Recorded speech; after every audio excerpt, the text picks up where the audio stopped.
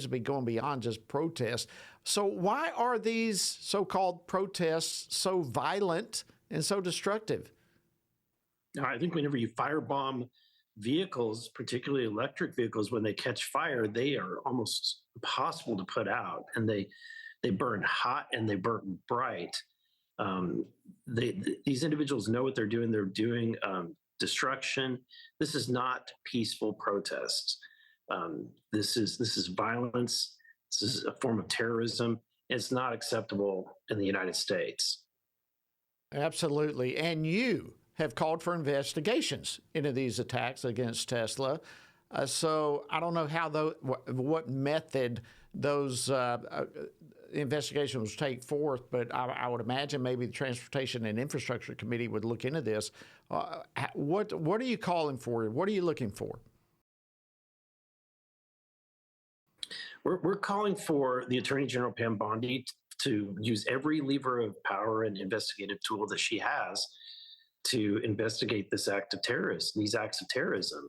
And look, I understand that today or tomorrow there's going to be protests of individuals with signs and all that. That's fine. That's perfectly acceptable. I may not agree with these individuals, but this is America. You have a right to be there without causing violence and destruction. But we should all agree that this level of violence and destruction is not acceptable. We also, we have some disturbing trends where the left is elevating these individuals and glorifying them. The individual who murdered the president of the health insurance company. There's a law that's being put in place in California that has his name on it. It's glorifying him, but he's a murderer. Somebody who committed a violent act, and so this is not something that we should be glorifying. We should not be glorifying the firebombing of these buildings and these cars, any kind of destruction, the keying of vehicles even.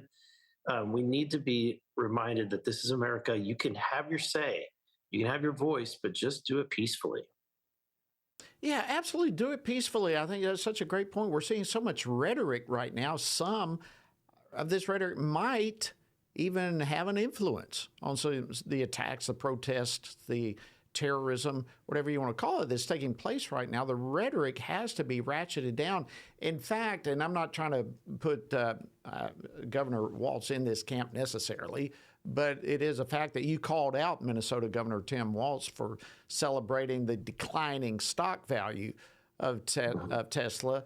And, that's a different type of rhetoric, I guess, but still nonetheless, how does this type of rhetoric contribute, you think, to violent actions that we're seeing around the country? Yeah, I think a lot of this aggressive nature towards Tesla is completely misplaced.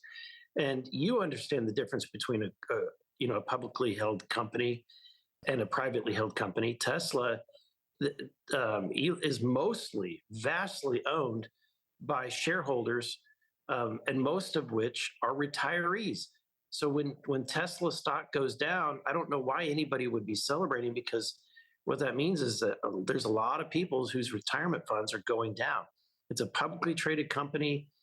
Tesla is not the one working with Donald Trump on Doge. An individual who owns shares of Tesla, and the fact that the left can't understand the difference is evidence enough. But at the end of the day, I think that if there is activity, to answer your question, if there's nefarious groups, foreign actors, countries like Russia or China, that we can determine are involved in amplifying or inciting some of these violent acts, that's something that we should be concerned about. If it's domestic terrorism that's occurring because it's being funded by some leftist group to try for the purpose of inciting violence and terrorism, then it's something that we should absolutely be investigating. Absolutely. Less than a minute left, to here real quickly, but in a subcommittee last week, you jumped on the CEOs of NPR and PBS. Tell me real quickly, do you think these ought to be defunded right now, or what's your thoughts on this real quickly? Yeah, it's long past due. I mean, we don't need state-sponsored information anymore. It's readily available everywhere. And particularly what's frustrating is that these entities, PBS, NPR, we all know that they're leftist leaning. But what Jim Jordan uncovered is that of the editorial board, when 87 out of 87 all are registered Democrats, there's not a single Republican voice. Something's wrong. And so we're funding leftist propaganda, and that should stop. Yeah, that's the kind of information that people need to be aware of. That basically tells you everything about the slant that they're giving us. All right, Congressman Eric Burlison, thank you so much for joining us on Washington Watch. Hope you have a great weekend. Appreciate your leadership. Thank you, you too.